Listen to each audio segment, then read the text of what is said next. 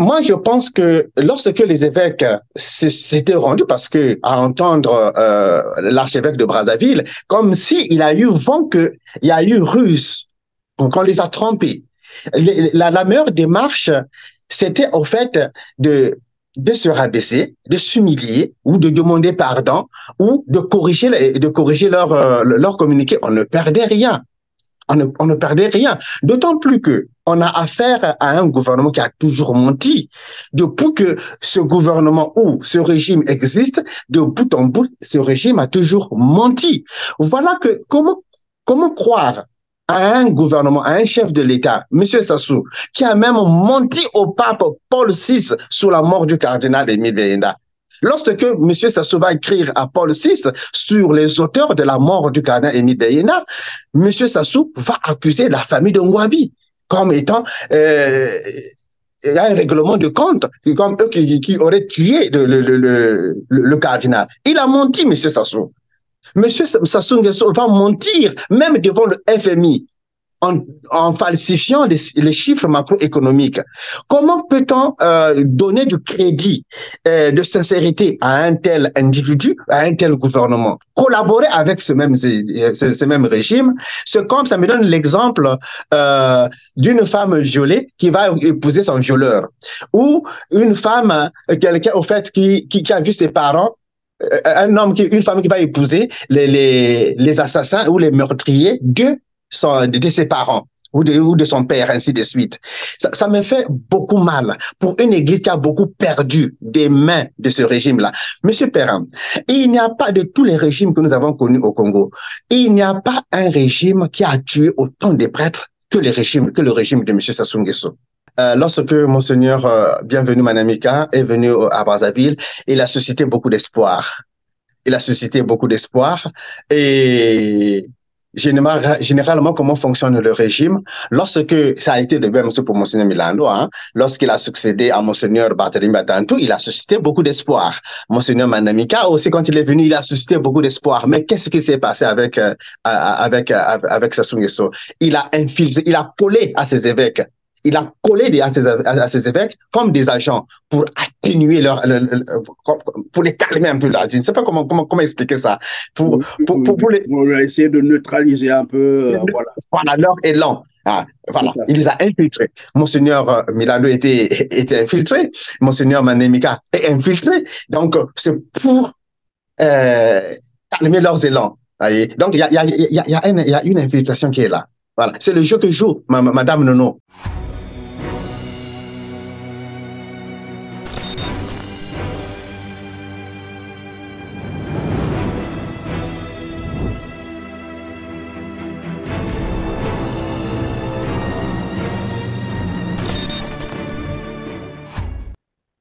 Bonjour à toutes et à tous, mesdames, messieurs. Ravi de vous retrouver en compagnie de l'abbé Brice Ruffieux Bawamio pour le décryptage du communiqué de la conférence des évêques de l'Église catholique du Congo-Brazzaville au sortir de leur rencontre avec le gouvernement à la Coliné Macro-Société le 24 mai dernier. Nous y revenons simplement parce que nous supposons que l'Église catholique a choisi son camp, celui du régime dictatorial de Brazzaville, malgré le flux d'informations contradictoires et avérées qui nous parviennent des sites officiels du gouvernement rwandais sur l'affaire des cessions des terres du Congo-Brazzaville au Rwanda. L'Église n'a pas non plus souhaité revenir sur son communiqué comme le souhaitaient les Congolais en général et en particulier les fidèles de l'Église catholique du Congo. Bonjour, monsieur l'abbé. Bonjour, monsieur Ferrand Christian. Toujours heureux de vous revoir. Merci beaucoup. Je vous en prie, monsieur l'abbé, c'est plus qu'un plaisir, comme je l'ai dit tout à l'heure, et merci d'ailleurs d'avoir accepté notre invitation. Monsieur l'abbé, on va commencer par les questions d'ordre général. Nous savons que les Écritures saintes, bon, je ne suis pas aussi vraiment un fervent chrétien, mais je sais qu'on nous parle de l'histoire de Moïse. Moïse qui devrait conduire les Israélites vers la terre promise. Alors, dans un premier temps, je vais comprendre avec vous, c'est quoi la symbolique de la terre? D'abord, quand on parle de la terre, il faut même partir déjà du livre de la Genèse, parce que Moïse ne viendra que dans l'Exode, qui est le deuxième livre.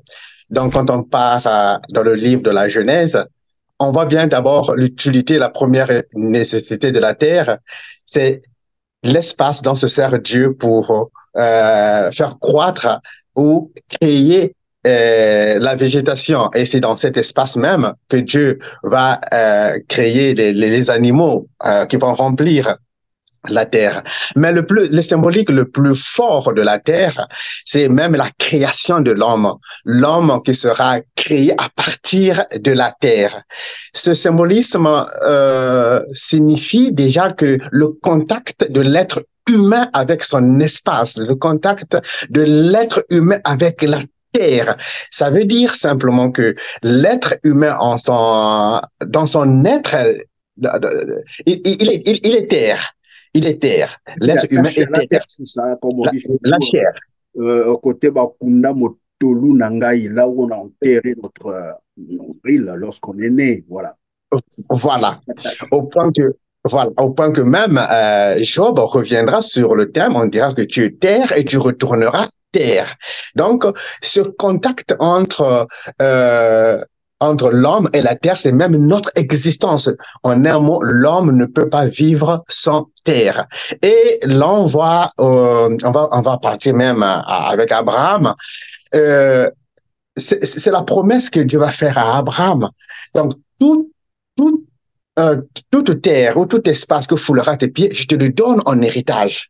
Et on voit aujourd'hui, monsieur Perrin, euh, que toutes les guerres que nous avons aujourd'hui, je parle aujourd'hui, toutes les guerres que nous avons aujourd'hui, si vous analysez très bien, et au cœur de ces guerres, il y a la terre.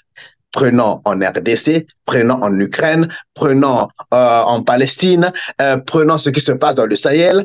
Partout, vous allez voir ce qui est au cœur, c'est la terre. C'est pour dire simplement que l'homme ne peut pas vivre sans terre. C'est une partie de notre être. C'est nous-mêmes, au fait. En réalité, en un mot, le corps de l'homme, c'est la terre. Ce qui est supra-terre, c'est notre intérieur, c'est-à-dire notre âme et notre esprit que Dieu va souffler en l'homme. Mais notre être physique, c'est la terre. Donc, du coup, l'homme ne peut pas être séparé de son espace géographique ou de son espace, ou disons en un mot, de la terre. La terre est très importante à notre existence.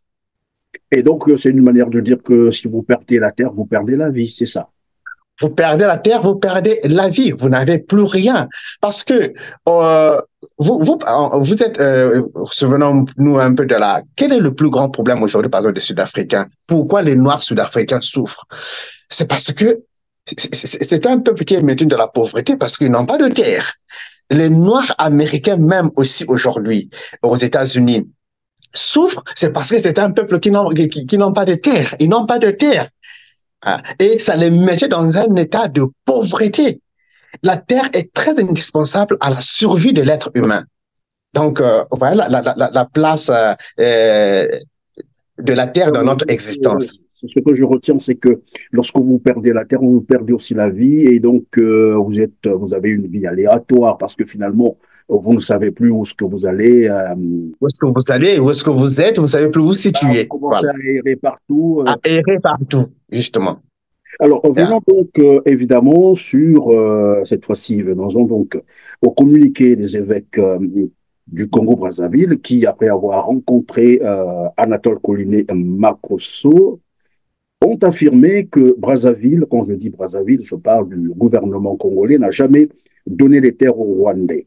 Alors que des informations officielles, je dis bien, sur le site internet officiel du gouvernement rwandais, il y a bien des informations et les Rwandais affirment que le Congo a cédé ou a donné les terres au Rwanda, une superficie beaucoup plus grande que Kigali. On parle de 980 kilomètres carrés des terres qui ont été cédées au Rwanda. Ces informations ont été confortées par un reportage de la télévision nationale rwandaise. Alors, ce n'est pas n'importe quelle télévision lorsqu'on parle de la télévision nationale. Et ces informations, jusqu'à ce jour, nous sommes le 8 juin 2024 n'ont jamais été démentis. Ni le gouvernement congolais n'a jamais convoqué l'ambassadeur rwandais pour probablement lui demander de corriger ces informations parce qu'elles sont de nature à créer le trouble à l'ordre public. Le Congo n'a jamais fait ça. Et ces informations datent de 2021. Nous sommes en 2024. Nous supposons que le gouvernement rwandais dit vrai et que du côté de Brazzaville, comme de coutume, et ce n'est un secret pour personne, généralement les informations sont cachées et là-bas, c'est une gestion opaque. Mais là n'est pas le problème. Mon problème, c'est de comprendre d'abord que vous inspire finalement la position de l'Église catholique qui, après avoir rencontré Anatole Koliné-Makosso pour quelques heures, sont arrivés finalement à dresser un communiqué qui a fait réagir finalement tous les Congolais, mais de manière négative, bien entendu. D'abord, je dirais que d'emblée, je dirais qu'il y a eu précipitation dans la communication des évêques. Mais j'irai encore plus loin. Vous savez, Monsieur Perrin, lorsque on est évêque, quand on étudie l'ecclésiologie, on dit que l'évêque est jouit de la plénitude de l'Esprit Saint. On dit ça. L'évêque jouit de la plénitude de l'Esprit Saint. Ça veut dire simplement que tous les dons de l'Esprit Saint, on les trouve en un évêque, disons, pardon ce terme-là. Ça veut dire que l'un des dons, l'un des dons qui doit motiver un évêque, c'est le discernement dans ce que vous recevez comme message. Or, moi, je dirais simplement que dans ce communiqué, ou après leur rencontre avec le gouvernement congolais et l'ambassadeur du Rwanda, moi, je dirais simplement que les évêques ont manqué de discernement. Ils n'ont pas cherché à savoir si réellement, si ce qu'ils ont reçu comme message est vrai ou faux. Or, un tel message ne pouvait facilement se vérifier. Il y a d'autres forces que le gouvernement sur place. Il y a les partis politiques, il y a la société civile, il y a des parlementaires, il y a des juristes. On pouvait se renseigner. Et en plus de ça aussi, les évêques ont des prêtres, ont des paroisses partout dans tout le Congo. On pouvait contacter un curé de la paroisse où se trouvent ces terres. Vous pouvez le contacter, l'appeler, parler avec lui, parler avec les préfets ou les chefs du village qui sont là. Prendre ce temps-là. Prendre ce temps. Alors, ce temps-là, ils ne l'ont pas eu. Ils n'ont pas eu ce temps. Donc, voilà pourquoi je dis qu'il y a eu comme précipitation dans ce communiqué-là. Mais moi, je pense que lorsque les évêques s'étaient rendus, parce que à entendre l'archevêque de Brazzaville, comme s'il a eu vent qu'il y a eu ruse, qu'on les a trompés. La meilleure démarche, c'était au fait de se rabaisser, de s'humilier ou de demander pardon ou de corriger leur communiqué. On ne perdait rien. On ne perdait rien. D'autant plus que on a affaire à un gouvernement qui a toujours menti. Depuis que ce gouvernement ou ce régime existe, de bout en bout, ce régime a toujours menti. Voilà que comment croire à un gouvernement, à un chef de l'État, M. Sassou, qui a même menti au pape Paul VI sur la mort du cardinal Émile Béinda. Lorsque M. Sassou va écrire à Paul VI sur les auteurs de la mort du cardinal Émile Béinda, M. Sassou va accuser la famille de Ngouabi comme étant il y a un règlement de compte comme eux qui auraient tué le cardinal. Il a menti, M. Sassou. M. Sassou Nguesso va mentir même devant le FMI en falsifiant les chiffres macroéconomiques.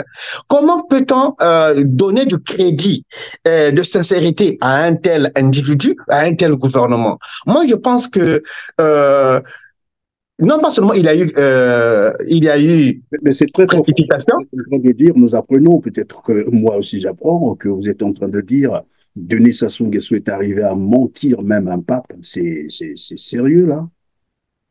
Mais Monsieur Christian, En 2000, le pape Paul VI est venu au pouvoir en 79, en 78, 77, lorsque le cardinal va mourir en 77, le compte rendu, le rapport parce qu'il était question que le Congo rende compte au Vatican.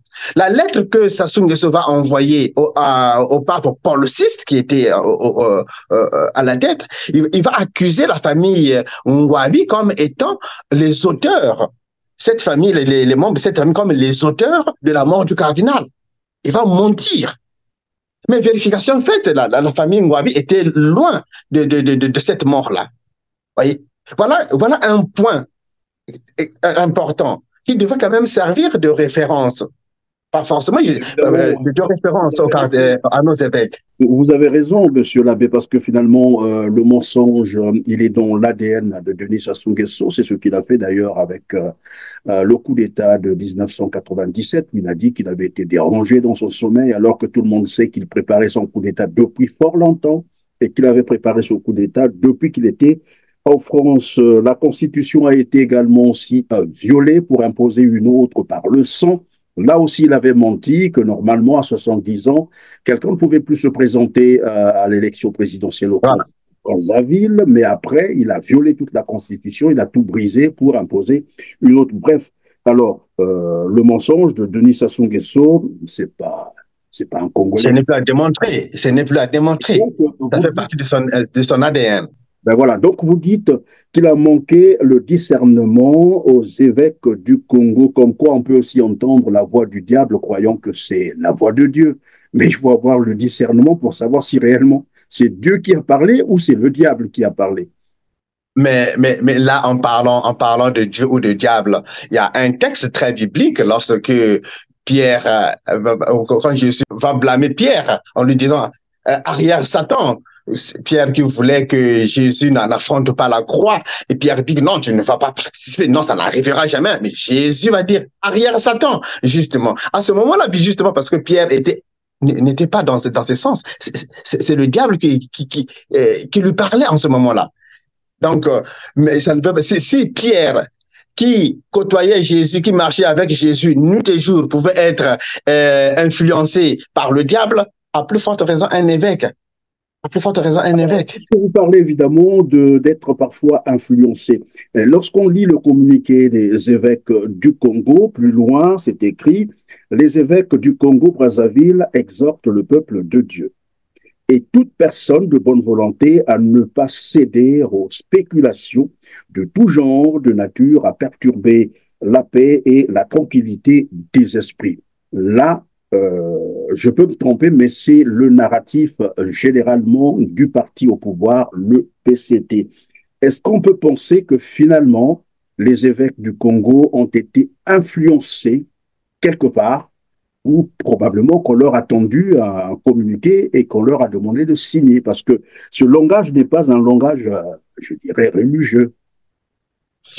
Mais quand on parle de la paix au Congo, vous savez que l'un des credos ou l'un des slogans de M. Sassou, c'est partout où il passe, chaque fois qu'il prend la parole, c'est la paix. La paix, la paix. Mais quelle est cette paix-là qu'on peut vivre dans de telles conditions telles que nous le vivons au Congo, avec un peuple qui ne mange pas, qui n'a pas de soins médicaux, qui n'a pas d'eau, tout ce qu'on peut citer ici comme souffrance du peuple congolais. Comment peut-on parler de paix dans une telle condition de misère d'un peuple? Un peuple qui est dans la misère, comment peut-on parler de paix? Et ces notions sont reprises par les évêques. Moi, je dirais simplement que comme si les évêques, l'épiscopat du Congo est infiltré.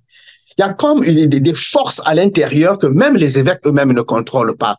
Oui, je parlerai en ces termes-là. Il y a comme infiltration de la conférence des évêques. Il y a comme une partie ou une force, une partie des évêques qui roule pour le pouvoir. Je ne voudrais pas généraliser, mais il y a comme des forces extérieures qui imposent leur influence au sein même des décisions des évêques. Quand on entend de tels mots, de tels concepts, ça c'est propre à Sassou Nguesso, c'est propre à son gouvernement, c'est propre au PCT, parce que la notion de paix chez eux, je ne sais pas quelle signification il donne à ça. Peut-être que c'est le silence des armes. Mais la paix ne peut pas se limiter seulement au silence des armes. La paix est intégrale. On parle d'une paix intégrale, c'est-à-dire une paix de corps, de l'âme et de l'esprit. Quand l'âme n'est pas en paix, on ne peut pas parler d'une paix. Quand l'esprit n'est pas en paix, on ne peut pas parler de paix. Quand le corps n'est pas en paix, on ne peut pas parler de paix. Voyez? Donc, c'est peut-être que la notion de la paix intégrale qui a manqué peut-être, je dirais, à nos évêques, mais c'est-à-dire à se communiquer là. C'est la notion de la paix intégrale. Parce que la paix intégrale, l'homme intégral, le développement intégral prend tous les aspects de l'être humain, le corps, l'âme et l'esprit. D'où le développement intégral. La paix intégrale, c'est tout être, c'est global, ça englobe en fait. Ça englobe l'être. Il y a aussi un autre aspect qu'il faut peut-être regarder. On a l'impression depuis un certain temps, l'Église catholique est assujettie, j'allais dire, sinon subit l'influence du régime au pouvoir à Brazzaville. La preuve, c'est qu'on voit parfois Denis Sassou Nguesso aller dans les temples de l'Église catholique avec parfois ses fauteuils à lui. Il vient avec ses tapis rouges. Après, on se pose la question, mais c'est qui le patron de l'Église? Qui est-ce qu'on vient prier? Est-ce qu'on est là devant un autre Dieu qui est devenu donc un autre Dieu, à dire Sassou Nguesso, ou bien c'est lui qui vient prier le Dieu de tout le monde, de tous les Congolais? Il y a cette influence que l'Église catholique n'arrive pas, je ne sais pas, euh, à contenir, en fait. Une chose que vous devez savoir, Monsieur Christian Perrin, l'Église n'a jamais roulé pour les pauvres. L'Église, depuis le VIe siècle, a toujours roulé pour les puissants. Et aujourd'hui, l'Église que nous vivons aujourd'hui, je dirais que c'est le maillon central de la chaîne impérialiste qui domine l'Afrique. Quand on parle de l'esclavage, la bulle qui va autoriser ou va légitimer ou légaliser, la lettre qui va légitimer et légaliser l'esclavage sera signée par le pape Nicolas V dans sa bulle qu'on appelle Romanus Pontifex. Okay? C'est le pape Nicolas V qui va légaliser et légitimer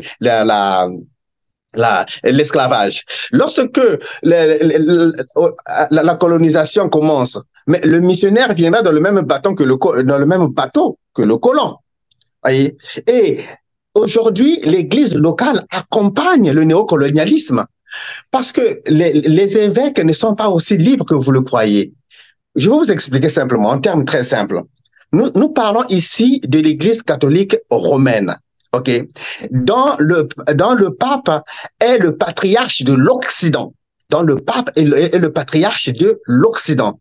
Donc, les évêques sont en quelque sorte des sous-préfets du pape, des sous-préfets de cette église d'Occident. Les évêques, du coup, ne peuvent pas défendre, et ne peuvent que défendre les intérêts de leur hiérarchie.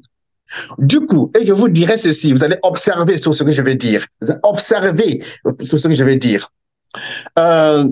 Lorsque un régime est soutenu par l'Occident, l'Église ne peut jamais combattre un tel régime. Lorsque un régime politique, que ce soit de la dictature ou pas, est soutenu par l'Occident, l'Église ne peut jamais combattre un tel régime. Vérifiez, observez vous-même et ça vous dira quelque chose. Faites votre propre analyse. Lorsque l'Église, un régime est soutenu par l'Occident, l'Église ne peut jamais combattre un tel régime. Et évidemment, ça me fait penser aux images que j'étais en train de regarder sur le net, des images qui circulent depuis un certain temps, une petite, j'allais dire une relation incestueuse, je dirais ça comme ça, entre l'Église et les membres du régime dictatorial de Brazzaville, où tout le monde sait que c'est un régime criminel, mais on voit de plus en plus Monseigneur Bienvenue Manamika Bafuakwaou, généralement en compagnie de, j'allais dire, Arlette Soudan Nono, qui est la ministre, je crois, de l'Environnement au Congo-Brazzaville. Et ce qui est d'ailleurs étonnant, c'est que dernièrement, ils ont signé un communiqué conjoint entre l'Église catholique du Congo et le ministère de l'Environnement pour une messe, une grand-messe qu'ils ont dit d'ailleurs, sur la terre, notre maison. Et ce qui a paru curieux pour moi, c'est de voir les deux signatures côte à côte sur un même communiqué. C'est-à-dire, Arlette Nono Soudan a signé, bienvenue Manamika Bafuakwa aussi a signé. Et là, je me suis posé la question, depuis quand et pourquoi? Euh, c'est une lettre que j'ai vue, moi-même, je me suis posé de telles questions, mais il y a une chose qui me fait beaucoup mal. Vous avez parlé d'une relation incestueuse entre l'Église et, et, et, et Et le l'État. prêtre. Moi, voilà, ça me fait beaucoup mal de cette relation-là incestueuse entre l'Église et l'État pour une Église qui a vu pratiquement trois de ses évêques. Ce n'est que les évêques, je ne peux pas compter les prêtres. Rien que les évêques, trois évêques assassinés par ce même régime-là, collaborer avec ce même régime, c'est comme ça me donne l'exemple d'une femme violée qui va épouser son violeur, ou une femme, quelqu'un au fait qui a vu ses parents une femme qui va épouser les assassins ou les meurtriers de ses parents ou de son père, ainsi de suite. Ça me fait beaucoup mal pour une église qui a beaucoup perdu des mains de ce régime-là. Monsieur Perrin, il n'y a pas de tous les régimes que nous avons connus au Congo, il n'y a pas un régime qui a tué autant de prêtres que le régime de M. Sassou Nguesso. Pire encore, quand je vois l'archevêque de Brazzaville, l'archevêque de Kinkala, mais quand même, je pense qu'ici, nous manquons un peu je ne dis pas qu'on manque de notion d'histoire, mais nous lisons peu notre histoire. Regardez ce qui s'est passé dans le pool, tous ces massacres dans dans le pool. L'évêque de Kinkala, l'évêque de Brazzaville ne me diront pas qu'ils n'ont pas perdu des parents dans ces régions-là. Ils n'ont pas perdu. Même si ce ne sont pas des parents, mais des amis, des connaissances ou des quoi. Regarde tout ce que le pool a perdu. Je ne voudrais pas être tribaliste ici, là. Mais quelque part, la notion d'histoire est indispensable. Tout ce qu'on a connu comme massacre, même au sein de Brazzaville, dans la ville de Brazzaville, dans d'autres régions, dans le Nyari, ainsi de suite, tout ce qu'il y a comme meurtre. Et c'est cet homme-là qu'on continue à recevoir avec les tapis rouges, les honneurs qu'il faut dans nos églises, ainsi de suite. C'est comme si vous voulez dire aux Juifs d'accueillir Hitler dans leur synagogue. C'est C'est la quand même même, chose. oui, ça fait réfléchir parce que lorsque vous dites ça, ça nous renvoie un peu à ce qu'on a vu aussi sur les réseaux sociaux, des évêques ou des prêtres aller s'inviter à la table d'ailleurs de Jean-François Ndengue, qui est bien connu comme un criminel, quelqu'un qui a commis des crimes contre l'humanité. Ce n'est pas moi qui le dis, il est poursuivi par la justice française, ça il le sait, d'ailleurs il n'est même plus pied en France, et quand il y arrive, généralement, c'est par des voies détournées ou en utilisant des passeports, des faux passeports. Voilà, c'est comme ça qu'il arrive parfois en France. Et on a vu des prêtres là-bas manger goulûment, alors que dans ce même pays, plus de 70% de la population vit en dessous du seuil de pauvreté, dans une précarité absolue. Et les prêtres arrivent dans ce milieu-là, en train de manger goulûment. Et là, on se posait parfois la question de savoir, mais quel est le message que ces prêtres envoyaient dans la société congolaise? Il y a deux messages que l'Église a envoyés à la société congolaise. Le premier message, c'est dire que nous, on mange avec les forts. Nous prenons notre part. Nous mangeons avec les puissants. Le deuxième message, c'est simplement dire que l'Église a vendu son droit d'aînesse, simplement. C'est l'image d'Ésaü qui va vendre son droit d'aînesse à son cadet, Jacob. L'Église a vendu son droit d'aînesse. Et en plus, c'est quand même pénible c'est pénible. On ne demande pas, nous ne disons pas aux évêques ou aux prêtres de ne pas avoir des amitiés avec les hommes politiques, ainsi de suite. Mais les officialiser, ça blesse. Quand le peuple sait que vous côtoyez ce monde qui est la source de leur misère, ça fait mal. Au point qu'aujourd'hui, le peuple comprend maintenant. Il n'accuse pas seulement que Sassou Nguesso comme source de sa souffrance. Autant pour moi, non pas seulement source de sa souffrance, mais aussi ils prennent toute personne qui collabore avec ce régime-là, du coup, est classée et classifiée comme ennemi du peuple. Et ça, c'est comme ça que le peuple maintenant voit les choses. Parce que, monsieur Perrin, le peuple n'est plus naïf. Il connaît maintenant lesquels sont les auteurs de ces souffrances, lesquels, qui le maintient dans la misère. Voyez.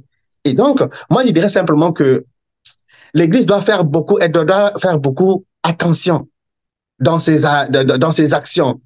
On peut être ami avec un tel, mais faut pas toucher, blesser encore les cœurs, blesser les cœurs. Voilà, faut pas blesser les cœurs. Et tout à l'heure, nous disions nous observons, hein, après on pourra nous dire le contraire, ce rapprochement, cette relation incestueuse de l'Église catholique du Congo et le régime de Brazzaville. Mais je tiens tout de même aussi à relever ici, et c'est selon certains invités qu'on a reçus sur ce même plateau R7 qui nous ont révélé que Arlette Soudan Nono, qui était aussi dans le cabinet de Madame Munari, c'est ce que elle serait la taupe qu'on avait infiltrée dans le cabinet Pascal Issouba par Denis Sassou Nguesso. Et donc, lorsque je vois Monseigneur Manamika, toujours, comme on dit chez nous, collé avec Arlette Soudan Nono, à ce moment-là, ce n'est pas seulement moi, les images circulent, hein, les gens peuvent les voir sur le net. À ce moment, on commence à se poser la question, et comme on l'a dit tout à l'heure, vous l'avez même dit, que l'Église finalement a été infiltrée. Et là, nous savons également que l'Église est quand même le dernier rempart pour les pauvres gens qui, lorsqu'ils ont perdu tout espoir, se disent, ben, au moins l'Église, je peux encore espérer, mais ici, on a bien l'impression que même le dernier espoir pour ces Congolais meurtris de misère n'est plus permis. OK. Monsieur Perrin, il y a une chose que vous devez savoir, que nous devons tous savoir. Lorsque Monseigneur Bienvenu Manamika est venu à Brazzaville, il a suscité beaucoup d'espoir. Il a suscité beaucoup d'espoir. Et généralement, comment fonctionne le régime? Lorsque ça a été de même pour Monseigneur Milando, hein, lorsqu'il a succédé à Monseigneur Barthélemy Batantou, il a suscité beaucoup d'espoir. Monseigneur Manamika aussi, quand il est venu, il a suscité beaucoup d'espoir. Mais qu'est-ce qui s'est passé avec Sassou Nguesso? Il a infiltré, il a collé à ses évêques. Il a collé à ses évêques comme des agents pour atténuer pour les calmer un peu là. Je ne sais pas comment expliquer ça. Pour essayer de neutraliser un peu. Voilà, leur élan. Ah, voilà, il les a infiltrés. Monseigneur Milano était infiltré. Monseigneur Manemika est infiltré. Donc, c'est pour calmer leurs élans. Voyez? Donc, il y a une infiltration qui est là. Voilà. C'est le jeu que joue Madame Nono. C'est ça. C'est le jeu qu'il joue. Et avec Monseigneur Milano, le jeu était joué par un prêtre. C'est un prêtre qui jouait ce jeu-là. Voilà. Oui, évidemment, donc lorsqu'on observe ce rapprochement, cette complicité entre Madame Arlette Soudan Nono et Monseigneur Bienvenu Manamika Bafouakwaou, on peut déjà comprendre pourquoi est-ce que le communiqué des prêtres porte, j'allais dire, narratif du Parti congolais du travail, parce que, évidemment, cette dame est une des membres, j'allais dire, influente du Parti congolais du travail. Est-ce que c'est par elle qu'on est passé ou par quelqu'un d'autre? Mais bref, ici, en tout cas, dans le communiqué, tout porte à croire que le communiqué a été écrit par le Parti congolais du travail. Sinon, c'est des termes qui ont été soufflés, comme qui dirait, par des politiques. J'allais dire des politiciens, parce que finalement, au Congo, est-ce qu'on peut parler des politiques? Alors, mais ce qui est surprenant, c'est que depuis qu'ils ont fait ce communiqué-là, ils ont bien suivi l'avalanche qu'il y a eu de contestation au niveau de Brazzaville, au niveau du Congo, même à l'extérieur, comment les Congolais se sont mais vraiment indignés de ce communiqué. Curieusement, jusqu'à la date d'aujourd'hui, je rappelais que nous sommes le 8 juin 1900, le 8 juin 2024. La rencontre a eu lieu, donc le communiqué a été pendu, s'il faut le dire comme ça. C'était le 24, je vais me retrouver, oui, le 24 mai 2024. L'Église n'est plus revenue sur, ou n'est pas revenue sur son communiqué pour dire on s'est trompé peut-être, ou bien nous allons mener encore d'autres enquêtes pour en savoir un peu plus. Tout ce que Monseigneur Manamika a fait, c'est de vouloir se justifier pour dire je ne suis pas corrompu, je n'ai dit que ce que j'ai vu. Euh, Qu'est-ce que cela vous inspire et pourquoi est-ce que l'Église ne veut pas revenir sur son communiqué? Est-ce que c'est pour dire qu'elle a acté carrément une bonne fois et qu'elle s'est alignée? Voilà. Euh, L'Église ne reviendra pas sur son communiqué. Il ne pourra pas revenir sur son communiqué parce que c'est un communiqué qui réconforte le pouvoir. Donc, revenir sur son communiqué, se contredire, c'est aller à l'encontre de l'opinion du pouvoir. Or, comme j'ai dit tout à l'heure, l'Église ne contredit jamais un régime politique soutenu par l'Occident ou un régime fort. Il ne contredit jamais. Donc, il préfère recevoir les coups des pauvres que de recevoir les blâmes des riches ou des puissants. C'est tout. Voilà. Oui, je semble donc comprendre. Mais donc, cela veut dire que même quand ou quand il met pour Manamika, et c'est voilà, c'est ceux qui l'entourent, parce que finalement, c'est la conférence des évêques, c'est pas seulement Bienvenue Manamika, lui n'est que, disons, dessus de. C'est le patron, s'il faut le dire comme ça. Mais l'Église, ça veut dire que l'Église, même quand elle constatera ou se rendra compte que ces informations qui lui ont été soufflées ou ont été dictées par le gouvernement Anatole Colline Makosso sont des fausses informations, elle ne reculera pas. C'est ça. Euh, L'Église prêche beaucoup le pardon, ok? Mais il est très difficile que l'Église demande pardon. C'est paradoxal, non? Très L'Église prêche paradoxal. beaucoup le pardon. L'Église prêche beaucoup le pardon. Il est très difficile que l'Église demande pardon. L'Église prêche l'humilité, mais il est très difficile que l'Église s'humilie. C'est très difficile. Donc, devant un tel cas, je ne pense pas que l'Église va revenir sur sa position, sinon il va trahir ses engagements ailleurs, les engagements qu'il a pris ailleurs. Oui, mais lorsque la population congolaise ou les fidèles de l'Église se rendront de plus en plus compte que finalement l'Église les a trahis, qu'est-ce que ça va donner finalement? Mais qu'est-ce que ça va donner? Mais là, justement, aussi longtemps que il y a, je me souviens, j'étais encore au pays, alors on avait imposé aux chrétiens comme un impôt qu'on devait payer. Alors, il y a eu des remue-ménages. Les gens ont boudé, ils ont dit que nous payons déjà la dîme, nous payons le denier de culte, pourquoi nous imposons encore un impôt? Tout ça, ainsi de suite. Et le célébrant, l'évêque de l'époque, je ne sais pas qui va dire que même si vous partez, on va se contenter du petit nombre. Oui, on va se contenter du petit nombre. Vous voyez, un tel discours. Voilà, c'était une grande messe. J'avais préparé à cette messe-là en tant que prêtre et tout ça, ainsi de suite. Même si vous partez, on va se contenter du petit nombre. Oui. Donc, en réalité, voilà pourquoi j'ai dit que dès le début, M. Perrin, c'est très difficile. L'Église catholique romaine ne roule pas pour les pauvres. L'Église catholique romaine roule pour les puissants. Évidemment, voilà, là, les choses semblent de plus en plus claires. L'Église catholique roule pour les puissants. Mais alors là, nous sommes dans une configuration, et on l'a rappelé tout à l'heure, dans un pays où la population est meurtrie, mais vraiment de pauvreté et de misère. Il y a ce qu'on appelle aujourd'hui la théologie de la libération. Et cette théologie, évidemment, qui vise à rendre dignité et espoir aux pauvres, s'il faut le dire comme ça, et aux exclus en les libérant d'intolérance aux conditions de vie. Je vois un peu ce que vivent les Congolais sur place au Congo-Brazzaville. Ils sont évidemment dans cette situation d'intolérables conditions de vie.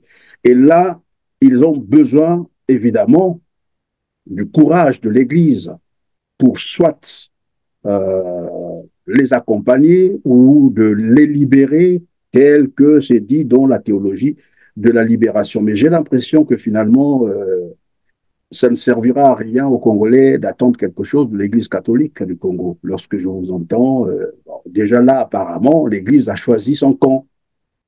OK, Monsieur Perrin, pour répondre à votre question, je vais rentrer en disant d'abord, je vais l'introduire, je vais introduire ma réponse en disant que l'Église catholique romaine ne fera absolument rien pour libérer le Congolais. Je répète, l'Église catholique romaine ne fera absolument rien et rien pour libérer le Congolais. Si les Congolais attendent que l'Église catholique les défende ou les libère de la misère, il nous attendra jusqu'au retour de Jésus-Christ. Vous avez parlé de la théologie de la libération. D'abord, la théologie de la libération, c'est quoi d'abord? C'est le discours de Dieu sur le sort des pauvres. Qu'est-ce que Dieu nous dit lorsqu'un peuple souffre? Qu'est-ce que Dieu nous dit devant les souffrances du peuple? Que doit être la démarche d'un prophète? Que doit être l'attitude d'un prêtre et ainsi de suite? C'est ça la théologie de la libération. C'est la compassion de Dieu pour les pauvres, pour les malheureux, pour les misérables. Et cette théologie-là, une chose que vous devez savoir, ce n'est pas une théologie occidentale. Ce n'est pas une théologie occidentale. C'est une théologie du tiers-monde. Et donc, du coup, puisque dans nos théologies... de l'Amérique latine, c'est ça. Oui, l'Amérique latine, bien sûr. Et dans nos séminaires, on n'enseigne pas la théologie du tiers-monde. Dans nos séminaires, on n'enseigne pas la théologie de la libération. Dans nos séminaires, on enseigne la théologie occidentale. Donc, du coup, les prêtres qui sortent de ces écoles-là ne peuvent que vous donner ce qu'ils apprennent. Oui. Donc, on n'a rien à attendre. Cette théologie-là ne sera jamais exploitée au Congo, M. Perrin. En plus, les évêques ont peur de s'engager sur cette voie-là parce qu'ils se verront taper dans la main. On va le remettre à l'ordre. Oui, vous croyez une des qualités d'un prêtre, d'un évêque, c'est aussi le courage, non? Comme le disait Monseigneur Kombo. Oui. La première qualité, M. Perrin, qui doit caractériser un évêque, c'est le courage. De toutes les vertus, la première vertu qui doit caractériser un évêque, c'est le courage. Et les autres vertus ne viendront qu'après. Un prêtre, un évêque qui n'est pas courageux ou qui n'a pas le courage comme vertu ne fera pas long feu, ne fera pas grand-chose dans son ministère. Voilà. Donc, même si, et à ce niveau-là, parce que, non, M. Perrin, vous ne comprenez pas comment fonctionne peut-être l'épiscopat en Afrique. Les évêques ne sont pas aussi indépendants que ça. Pourquoi Monseigneur Kombo a été isolé? Dans son courage, dans ses prises de position. Mais Monseigneur Kombo n'a pas seulement souffert de la pression du gouvernement, il a aussi souffert de la pression de ses confrères évêques. Laissez-moi vous raconter une anecdote. Vous référez souvent à la messe, à l'homélie qu'il avait faite lors des funérailles de Monseigneur Batanto. Vous vous souvenez de cet événement-là? Mais vous savez ce qui s'est passé après, M. Perrin? Lorsque la messe finit, moi j'étais encore séminariste à l'époque, lorsque la messe finit, il y a un évêque, je dirais même l'évêque de Nkaï, je le dirais carrément, l'évêque de Nkaï, qui, devant une foule des chrétiens, qui va bouder de Monseigneur Ernest Nkombo. C'est pas ce qu'on lui a dit, c'était pas ce qu'on on ne se reconnaît pas dans ce discours, et ainsi de suite. C'est désolidarisé carrément de... Carrément. À peine la messe finie, Monseigneur, l'évêque de Nkaï, j'étais là, moi-même témoin devant ces chrétiens-là. Il a dit qu'on ne se reconnaît pas dans ce discours. Et le soir, tous les évêques, à l'exception de Monseigneur Nkombo, tous les évêques sont partis s'agenouiller devant Sassou Nguesso pour demander pardon à Sassou Nguesso. Mon Dieu. Comprenez? Ils sont partis demander pardon à Sassou Nguesso. Pourquoi? Pour le discours que leur confrère a prononcé. Et c'est là où, justement, que les tribulations de Monseigneur Kombo vont commencer. Même le nonce apostolique va s'y impliquer en privant, en arrachant le passeport diplomatique de Monseigneur Kombo à cause de ces discours-là. Mais qu'est-ce que ce discours avait à voir avec le nonce apostolique? Qu'est-ce que ce discours avait à voir avec les évêques? Vous voyez? Mais c'est parce qu'il avait touché un élément de l'Occident, un régime soutenu par l'Occident. Alors, Oui. monsieur l'abbé Ruffieux Bawamio, vous êtes en train de nous dire là que finalement, nous avons des loups dans la bergerie, contrairement à ce qu'on croyait avant. Non, mais on n'a pas que des loups, on a même des traîtres et des lions dans la bergerie. Parce que c'est plus... Il n'y a rien de plus fort. Je préfère cohabiter avec un loup dont je connais les caractéristiques, ainsi de suite, que de vivre avec un traître.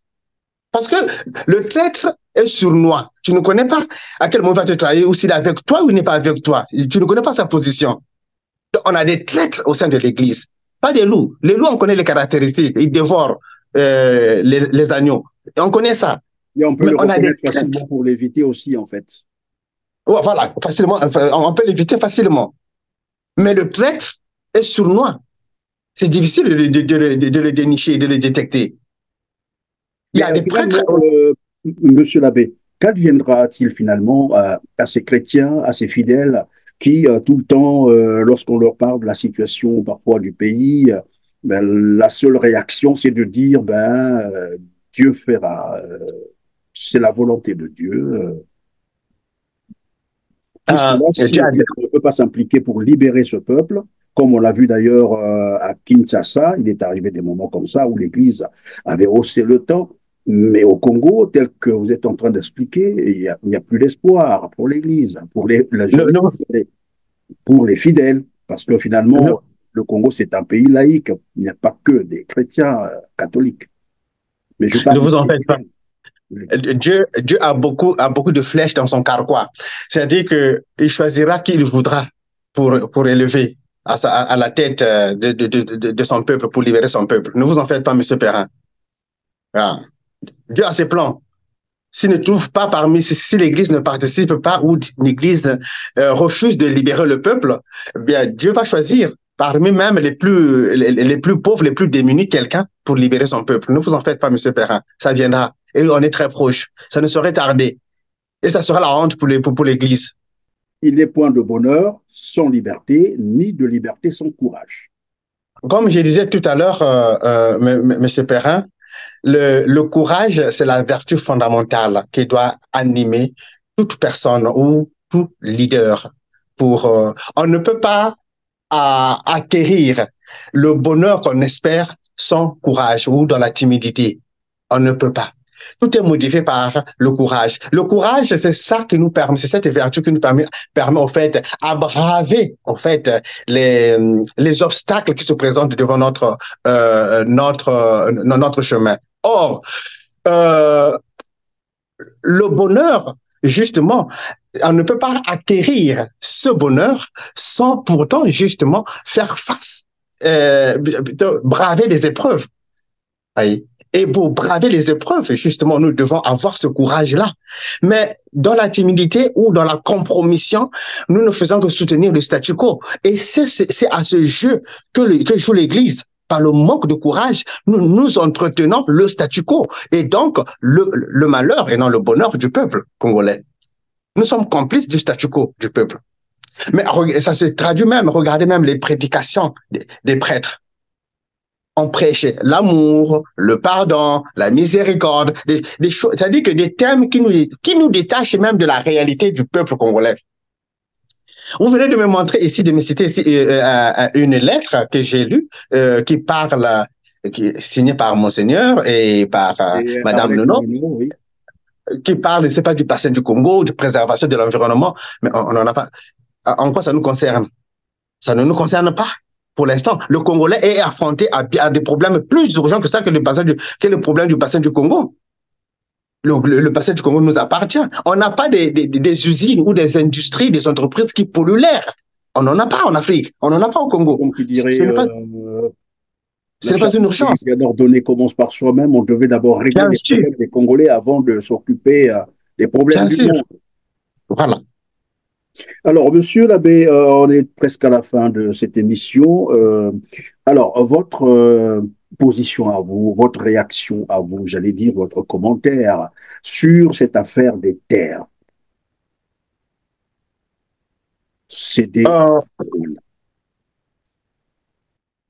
je dirais simplement que nous devons nous battre, Monsieur Véran.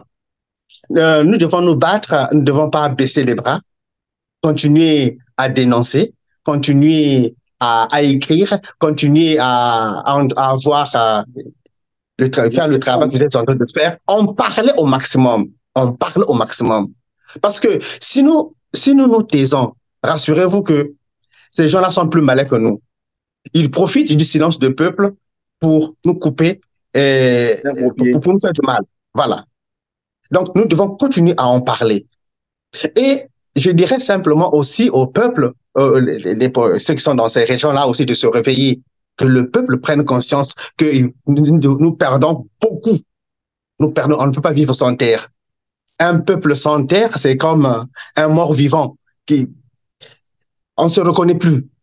Et nous devons retenir que tous les peuples qui souffrent aujourd'hui dans le monde, c'est à cause des terres.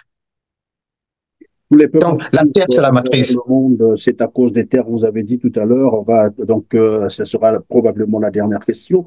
Monsieur l'abbé Brice Ruffieux Bawamio, et comme pour contrer évidemment toutes ces contestations, en fait, les Congolais qui rejettent carrément ces accords, il y a le Premier ministre Anatole Kolny Makosso qui a fait une tournée dans ces départements, la Bouenza, le Poul et le Niari, pour expliquer à ces populations que finalement, on n'a jamais cédé les terres. Les terres, c'est des entreprises qui viendront, mais c'est des entreprises congolaises, entre guillemets. Bon, tout ça, on sait que c'est du mensonge. Mais en fait, il fait croire aussi à ces populations que ce sera pour cultiver du ricin. Le ricin, tout le monde sait à quoi cela sert, pour les biocarburants. On va vendre donc le ricin, ce ricin à Eni. C'est dans un pays comme le Congo où on sait qu'on exploite le pétrole depuis fort longtemps. Cet argent n'a jamais servi aux Congolais et nous savons la pauvreté que vivent les Congolais aujourd'hui.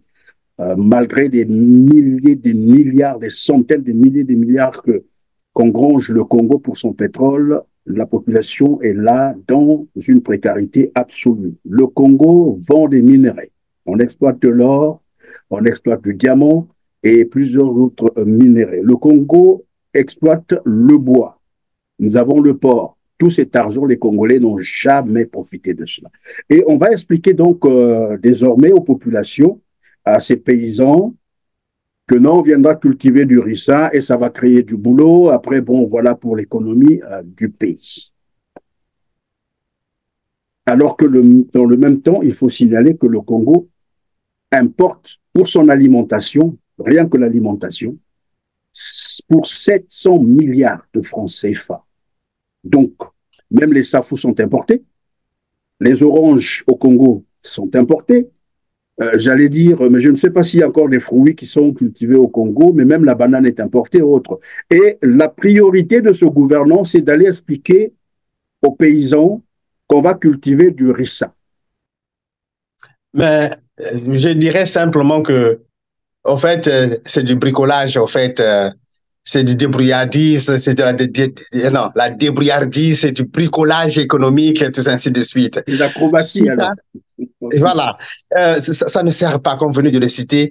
Le Congo n'a pas besoin de ces cultures-là pour l'instant. On a des cultures vivrières qui peuvent bien alimenter, nous servir, nous nourrir dans l'immédiat, les safou, les toits, ainsi de suite. Voilà. Il y en a beaucoup, on n'a pas besoin de ça. Mais comme vous venez de le souligner, ça c'est comme je dis, c'est du baratin. Parce que le gouvernement a été secoué par l'intervention des uns et des autres sur l'affaire des terres. Ils vont donc atténuer justement le sentiment de révolte du peuple, ainsi de suite. C'est dans ce sens-là qu'il faut comprendre ça. Tout ça, c'est du baratin. Tout ce que nous avons amassé comme argent, comme fortune, qu'est-ce que nous avons fait avec? Nous avons fermé les usines ou les compagnies agricoles, Agri-Congo, Agri, je ne sais pas comment on appelait ça, ainsi de suite, qui existaient au pays. Qu'est-ce que nous en avons fait? Rien. Tout est fermé aujourd'hui. Et on va importer une culture qu'on ne connaît même pas d'où ça vient, ainsi de suite, pour en parler aux Congolais, aux Congolais. On n'en a pas besoin. Simplement, le sens de cette visite-là, ce n'est que pour atténuer, justement, l'élan révolutionnaire du peuple. Mais ce qui m'intéresse, justement, dans cette démarche-là, c'est que le gouvernement a entendu le bruit que nous avons fait à l'extérieur, le bruit que nous avons fait au pays. Ça, c'est très intéressant. Ça m'intéresse, ça m'intéresse bien. Voilà. Parce que généralement, ce gouvernement ne coûte personne. Hein. Comme disait Mvouba à l'Assemblée nationale, le chien aboie, la caravane passe, quand il était acculé des questions. Donc, au moins, le message est passé. Cette fois-ci, Voilà. le chat a aboyé, la caravane s'est arrêtée quand même un Ça instant. s'est arrêté. Voilà. C'est même ça. Alors, monsieur l'abbé Brice Ruffieux Bawamio, que doit retenir le peuple congolais et quel est le message à adresser aux évêques de l'Église catholique du Congo? Et ce sera la fin de cette émission. Voilà. Moi, je dirais simplement à mes supérieurs, à mes évêques, de s'approprier justement du sort du peuple. Et c'est là que justement sera leur légitimité, leur puissance, non, leur crédibilité et leur respect aussi viendra par leur soutien au peuple congolais. En prenant à cœur les souffrances du peuple, euh, c'est, ça sera en fait leur élévation même. Parce qu'aujourd'hui, l'Église catholique pratiquement ou les évêques ne sont pas bien perçus. Donc, leur crédibilité viendra en s'appropriant justement du sort du peuple. Voilà. Merci Et beaucoup. au Oui, peuple congolais, je dirais au peuple congolais de garder l'espoir. Je sais que les souffrances sont là, et sont palpables, mais je considère ça comme des douleurs d'enfantement. C'est une étape que nous devons traverser, mais Dieu, qui écoute nos prières et nos supplications, nous élèvera quelqu'un pour nous sortir de cette situation. Même si l'Église ne fait rien, mais cette personne-là viendra. Mais si l'Église ne contribue pas à libérer le peuple, l'Église, ça sera vraiment son malheur, en fait. merci monsieur l'abbé Brice Ruffieux Bawamio d'avoir été avec nous. Dieu suscitera toujours quelqu'un pour sauver le Congo, pour sauver les Congolais. C'est ce que j'ai retenu de cet entretien. Mesdames, Messieurs, c'est la fin de cette émission. Merci de nous avoir encore suivis. Et comme d'habitude, les petits gestes très importants pour nous, c'est de cliquer sur le petit pouce levé en bas de cette vidéo après avoir massivement partagé cette émission et nous dire à la fin, en commentaire bien entendu, ce que vous pensez de cette émission. Merci.